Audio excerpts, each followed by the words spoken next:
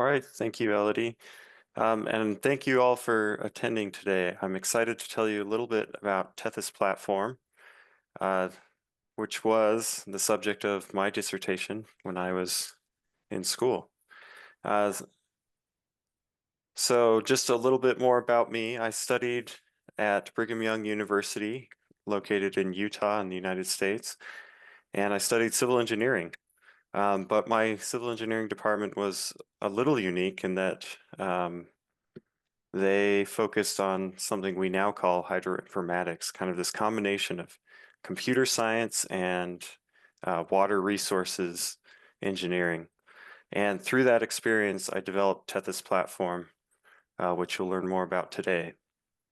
I've been leading that project for about 10 years now, since graduating, and have been employing it in my work at Aquaveo and now in our new nonprofit organization, Tethys Geoscience Foundation. So what is Tethys Platform? So Tethys Platform is an open source web application development platform, and it's specifically designed for applications that have some sort of geospatial component, usually a map, visualization. And while it has its roots in kind of my background, water resources engineering, the platform is general purpose and really can be used for any geoscience application. And so we have been slowly shifting our focus from water resources and expanding to all of the geosciences and supporting that. You can find us on GitHub or at our website, tethysplatform.org. We have an international user base. This is actually the readership report from my dissertation that I just pulled yesterday, and is indicative of the interest that Tethys has received over the years. To get started with Tethys Platform, you can visit our website again, tethysplatform.org, and then go to our documentation. We are always trying to simplify the process. The whole point of building Tethys was to make it easier for people with not necessarily a computer science background, but with a little bit of scripting experience, maybe in Python or MATLAB, to be able to create web applications.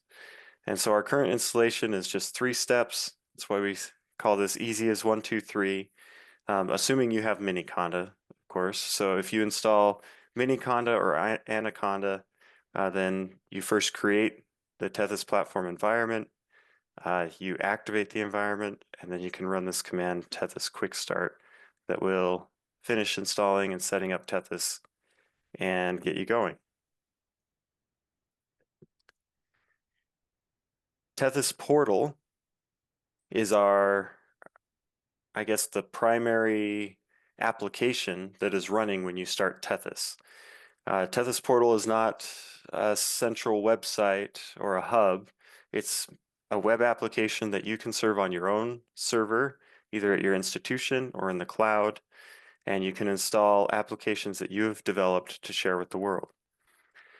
This is an example from one of our power users, I would call them, GeoGlows, that has developed several applications for their purposes, and they have their own Tethys portal that they have set up.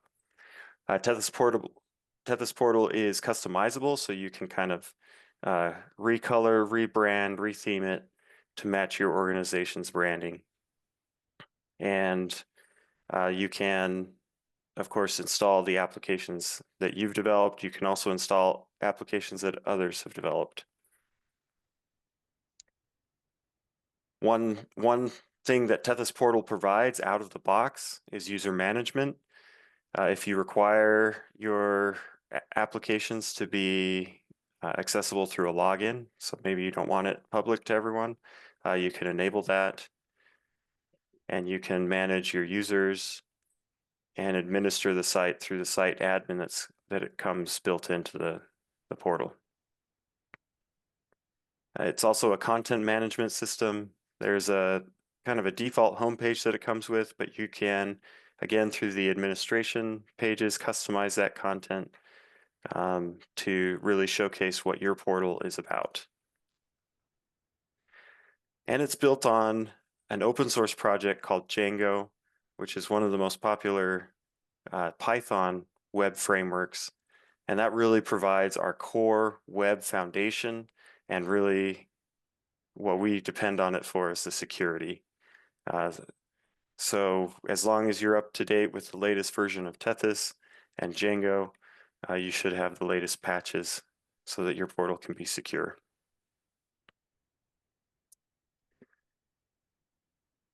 The main thing that you're going to be doing in Tethys Platform is developing Tethys apps, is what we call them. And for that, we have what we call a scaffold. It's an application scaffold that basically you run a command and it creates all of the necessary files that you need for the application and gives you kind of this hello world template to work in. So you're not starting from scratch. You get kind of something that looks nice right out of the box, and you can start just adding your visualizations, your data, whatever your application needs to showcase, and not worry so much about, how's it going to look, or worry about the nitpicky styling type things.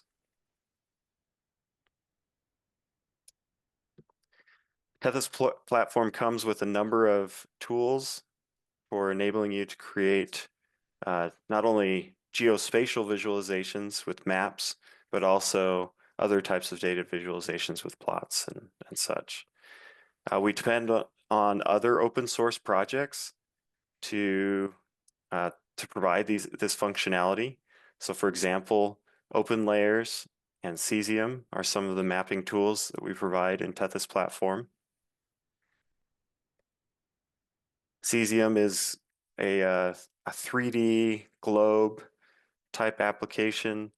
It has an incredible 3D terrain data set that can really add an extra element of realism to your data sets. And it supports 3D data types as well.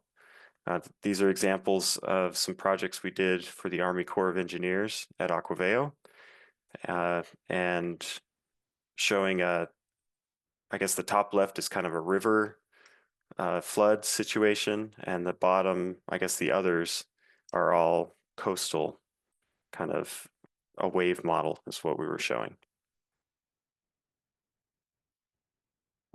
We have 3 different plotting tools built in right now. The one that I like to go to is Plotly, but we also have one called Bokeh, and I believe support for Matplotlib. Again, all of these you're going to be setting up with Python, and then if you need a little more kind of custom interactivity, you use a little bit of JavaScript.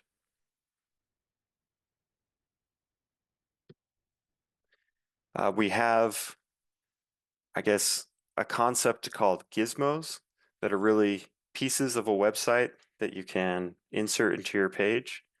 And they can be very simple, from things like form controls, buttons, date pickers, range sliders, all the way up to Cesium map views like we were looking at before, OpenLayers map views, plots, etc. And so this is really kind of the components that you use to build your web application. We have an application called the Gizmo Showcase that demonstrates all of the gizmos that are available in Tethys Platform that you can install to see what they do. Newer development paradigm that we've added is something called the Tethys layout. A layout, instead of a small piece of a website, is really a full view. So instead of just inserting a map, the map layout provides for you a map and a layer picker and functionality like pop-ups and click and plot, all implemented with just a few lines of code. This is where a lot of the focus has gone in the recent years, and it really simplifies the coding, reducing the amount of code you have to write um, from hundreds to maybe tens of lines of code to get a similar type application. The map layout is really good if your goal is to just display some data on a map and maybe plot some time series associated with that is a good example. As you've probably picked up on, the Tethys platform is not a graphical web development environment. It's requires programming. Now we've done as much as we can to simplify and streamline that programming, and that's really done through what we call the Tethys Software Development Kit or the Tethys SDK. And its foundation is Python and JavaScript. Our initial goal was really to be able to do all of the development in Python because we know that that's very popular with data science. With Python, you not only have access to the tools we're providing, but the big library of open source scientific programming libraries, like some of those you see depicted here. But we found that while that would get you much of the way, I guess initially setting up your view, you often needed a little bit of JavaScript to be able to uh, get kind of the interactive custom functionality that a lot of people were looking for. And so we've tried to embrace that more by providing JavaScript APIs to many of our tools, like our gizmos. Um, and many of the libraries that we depend on for visualization have JavaScript libraries that we use kind of behind the scenes, OpenLayers, Cesium, Plotly, etc. So we've kind of tried to curate a library, document it well, so that it's pretty formulaic in how you write these applications. As I've mentioned before, I guess the other third component of Tethys is our software stack. And we really depend on a lot of open source software, especially free and open source GIS software or FOSS4G. Um, and you can see some of the main libraries that we use typically in our Tethys applications: GeoServer, Threads, PostGIS. Um, GeoServer and Threads are both map servers, uh, similar to ArcGIS Server, if you know what ArcGIS Server is.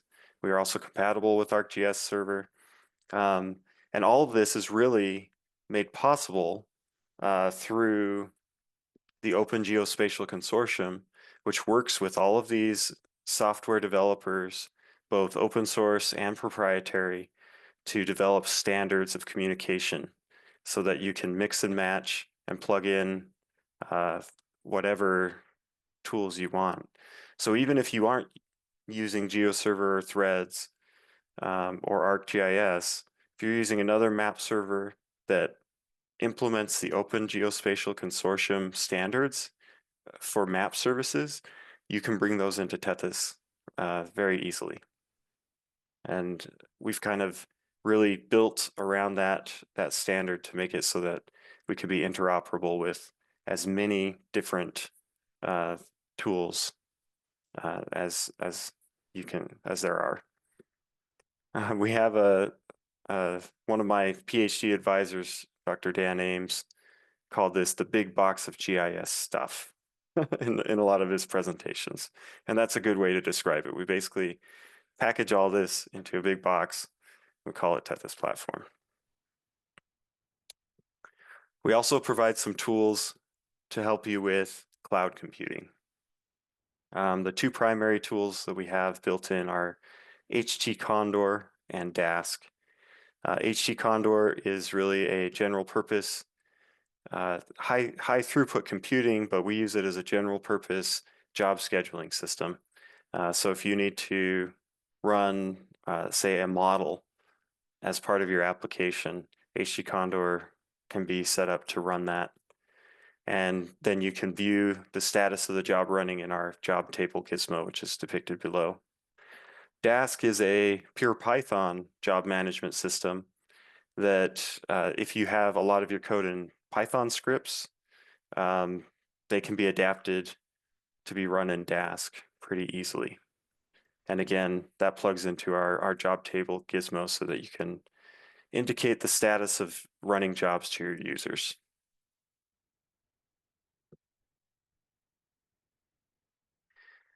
So that's an overview of the platform, and it's a lot, but I hope by showing you some of these examples, you get a better feel for what it is people do with our platform. So I mentioned GeoGlows is one of our power users, and they've developed several applications. This application pictured here is called the GeoGlows Hydro Viewer. It depicts their primary data set that they develop called the GeoGlows Streamflow Service. And that's basically a 15-day streamflow forecast that is global. And so this application provides a visual way of accessing that data. And I'm going to show some live demonstrations of some of these applications after, after this overview. Another application that GeoGlows develops is called the GRACE Groundwater Subsetting Tool. This uses data from the GRACE satellite missions that estimate kind of changes in groundwater through fluctuations in gravity and visualizes that over time. So you can see the time series is from July 2003 to 2021. And again, this is a global data set since it's remote sensing. And another that they develop is called the Groundwater Data Mapper. This is for displaying data that local water managers have collected through wells, and they can upload it to the app and then visualize it using the application. Shifting now to another organization we worked with, NASA Surveyor. We've done a lot of work with their hubs around the world. This is one of the more recent applications that we've helped with. It's called the GeoGlows dashboard. There's a lot of overlap between GeoGlows and NASA Surveyor in at least with what we do. And so that's why it's called the GeoGlows dashboard. But this is using, again, their Streamflow service and some other services to visualize that data. In this case, it's being visualized by the Hydro SOS standard to show kind of relative wet versus dry conditions. And you can select a reach in this application and view several different plots associated with that reach on the right.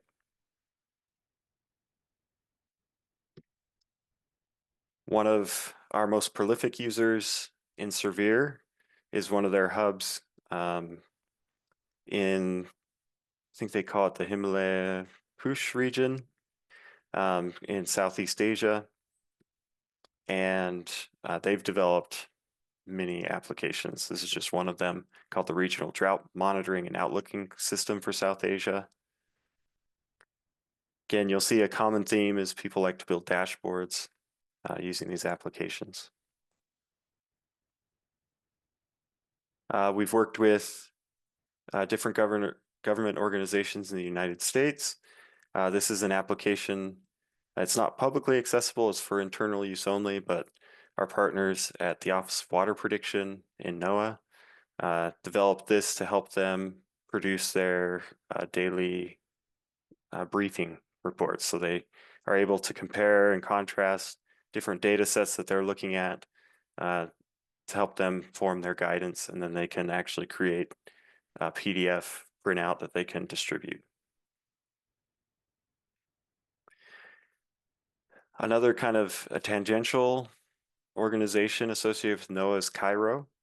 It's a consortium cooperative institute in NOAA that is focused on hydrology.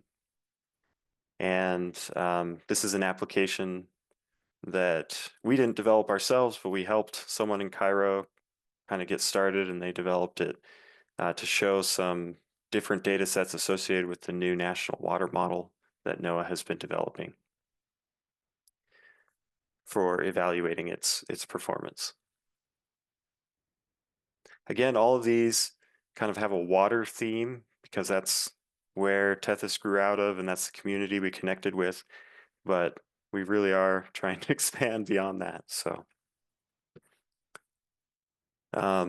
this is a group we've worked with in Florida, the University of South Florida, and they do a lot of research with Lake Okeechobee in Florida, and we've helped them develop an application that showcases a model they've developed called Looney to forecast, really to forecast algae conditions and algae blooms, harmful algal blooms.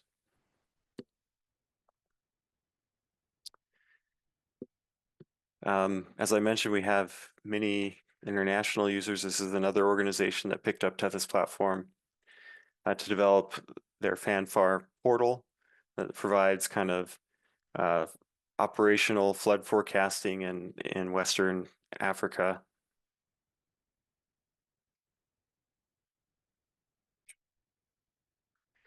And this is someone from, I believe, at a university in South Africa, picked up this Tethys platform and created a kind of energy, water, food nexus application to show the data sets that they've developed in their research.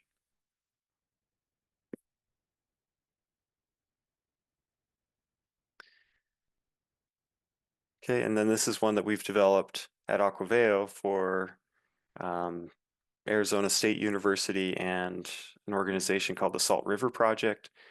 They do hydrologic modeling in connection with forest hydrology, and we actually developed this custom application that helps them build models from scratch.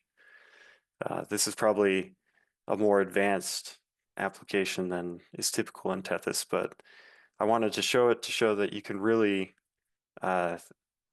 do whatever you want in the platform. We try to give you tools to help you get started, but we also don't tie your hands. If you want to do something else, use a different library, you can bring in whatever you'd like. In this case, we developed much of this interface with an application framework called React, which is not standard in Tethys, but works really well. So before I go on to acknowledgements, I want to do some live demos for you.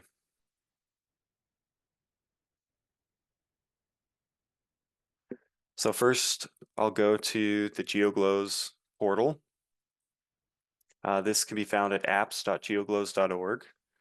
And here you can kind of explore their different data or applications and data sets through their applications. So I'll show you the HydroGlows, sorry, the GeoGlows Hydro Viewer, a little bit of a mashup that shows their Streamflow service. Although it appears that their streams are not showing, so it should be displaying the stream network everywhere, but I'm not seeing it, so they must be doing some upgrades. That's, I guess, the risk of live demos, right? So let me show you the groundwater data mapper then. So in this application, you select a region. They have several loaded here. I like looking at the Jordan data set. Then you can click on the button to view the region. What you see displayed is kind of a representation of the different aquifers in the Jordan region. So if I select, say, the Dead Sea aquifer, then I can select a variable, water table elevation or ground surface elevation. I'm going to look at the water table. And then I can select one of these interpolation layers to visualize the contours. Now these contours are coming from the well data that is represented at these wells. And I can select one of those wells and actually view kind of what is going on. Looks like over 2 years at that well. Some of the wells have a lot longer time series like this one. Right, so these are observations that they've been collecting for decades now. Kind of what's interesting about this data set is the overall trend, and is why, in this case, BYU was working with Jordan, seeing that they're depleting their groundwater resources there. So that's the groundwater data mapper. The other that I showed in the presentation is the GRACE groundwater subsetting tool, which has a similar mode of operation. You select a region. So maybe we'll stick with Jordan. Again, this comes from satellite observations, and it's very coarse. That's why it's very boxy. But it does do a good job of showing, I guess, that same trend that we saw in the observed data, kind of that downward trend. This data is actually being served by Threads, which specializes in kind of gridded data sets like NetCDF. And they're using a plugin. This is actually using a leaflet map, and they're using a plugin to provide the animation here. I don't know if it's coming through on the call, but the colors are changing ever so slightly.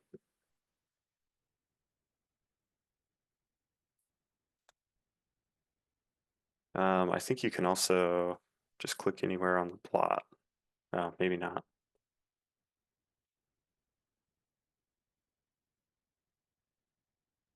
There we go. Then it will jump to it after it loads the data set. Oh no, I broke it. Live demos, they're always very exciting. Oh, there it goes. Okay. Just took a second to load.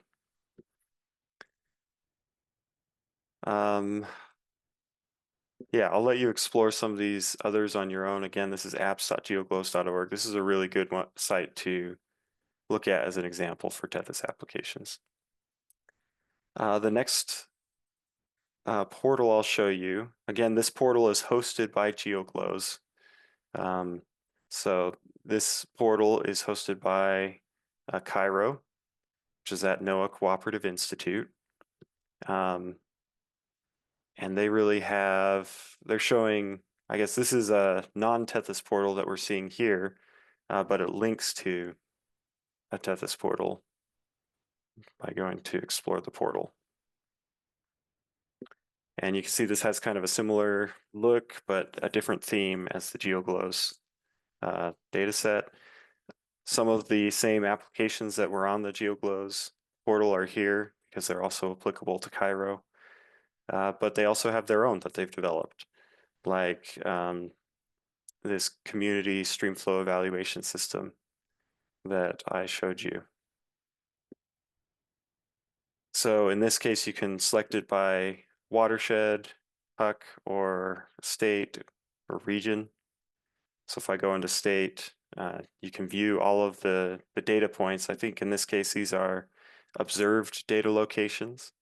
And the goal of this application is really to be able to compare the national water model data with observed data so you can evaluate it. You can select any of these and view the properties. And then there's supposed to be a plot that shows up, but I noticed yesterday when I was testing this, it wasn't showing up for some reason. I'm not sure what's going on there. But this is a good success story because it was one of our first Tethys applications developed as part of Cairo. We also have something that you can do in your Tethys portals. We have something called a proxy app, which really just creates an app tile in the Tethys portal that links to an external application or an external resource.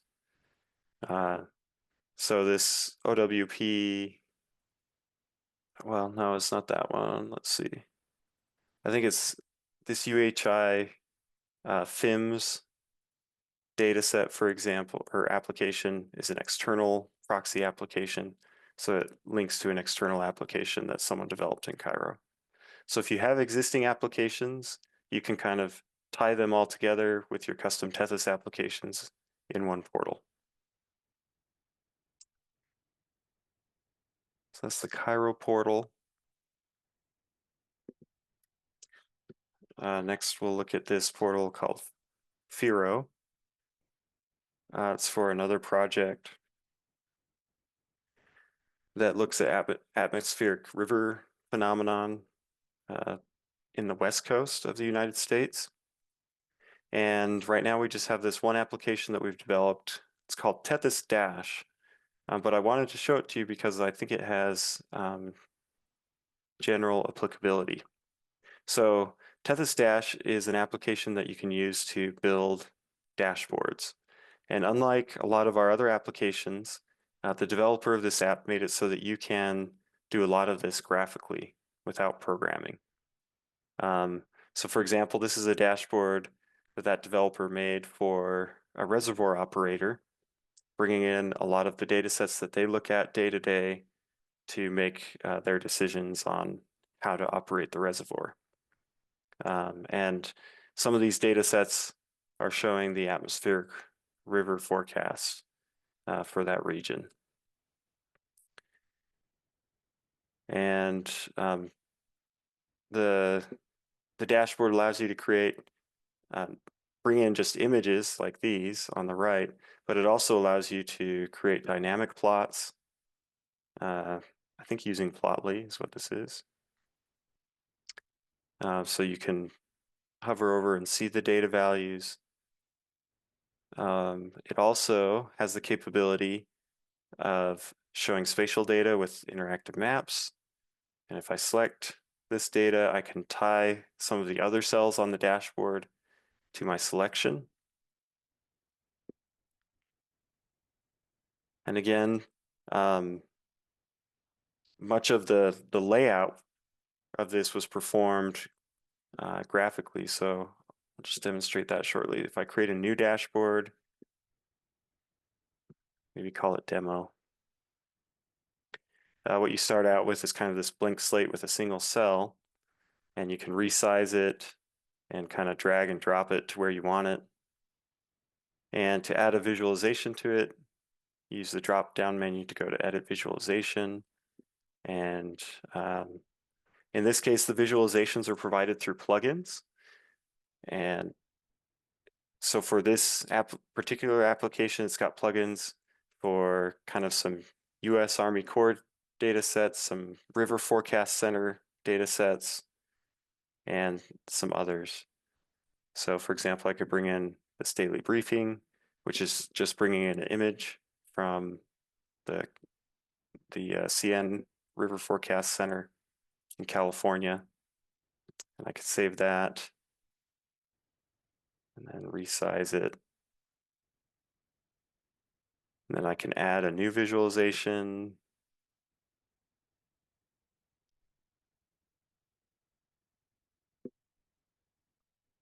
In this case, there's also some custom you can create a custom image where you just give it a URL, or you can just add some text. Maybe I want a title.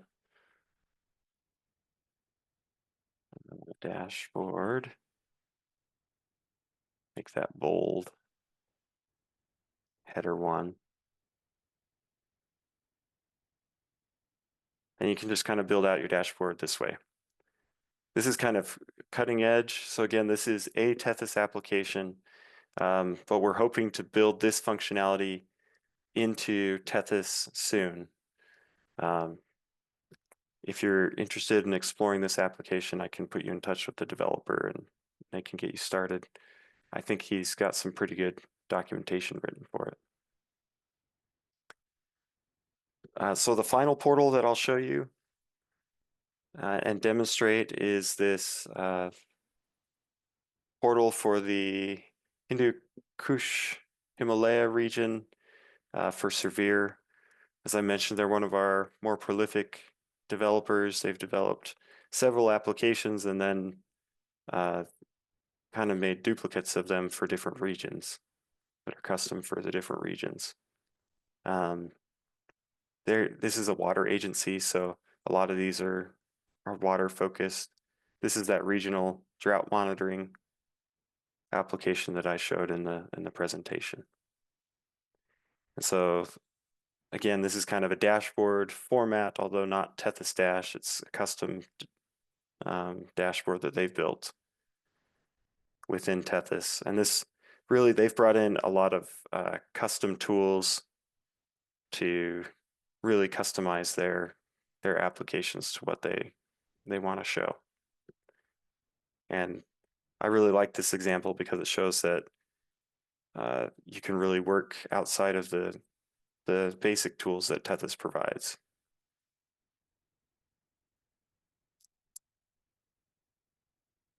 Okay. Just switch back to the slideshow and we'll finish up. So a few acknowledgements. One, I want to acknowledge the NSF grant that's really made this presentation possible and has funded a lot of the outreach efforts that we've made, including going to Phosphorgy, where I met our contacts with youth mappers. NSF POSE is a program, stands for Pathways to Enable Open Source Ecosystems, and it really seeks to strengthen the communities around critical open source projects. And so if you're in the US, I would recommend that you apply for it if you're working on open source projects. It's been a really good program for us.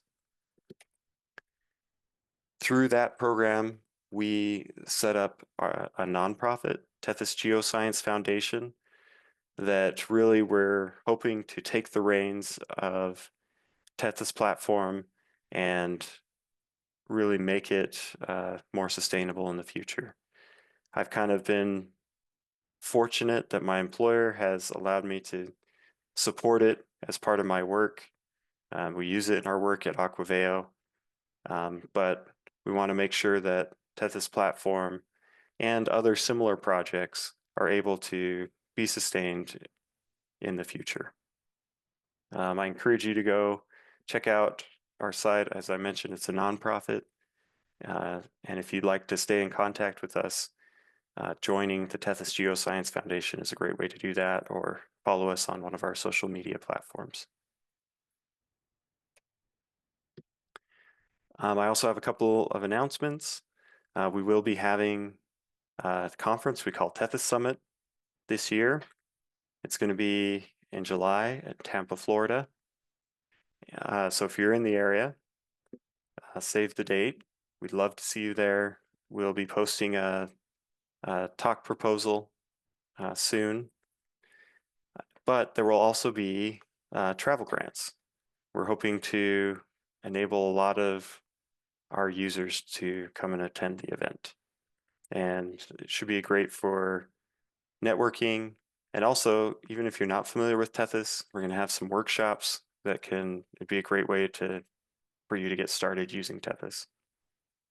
So again, visit tethysgeoscience.org. We'll be posting some more information about that soon. And I guess the other announcement you may or may not already be aware of, we're going to have a follow-up webinar with youth mappers. And in this webinar, instead of an overview, this is going to be hands-on. I guess I'll be doing a live demo of how to install Tethys and start developing your first Tethys application. So if you'd really like to learn what it takes, what is involved with developing a Tethys application, I encourage you to come and attend this webinar. Again, that's on March 19th. Thank you. Please feel free to reach out to me offline if you have any specific questions, but we have some time now to do a little Q&A. All right, thank you, everyone.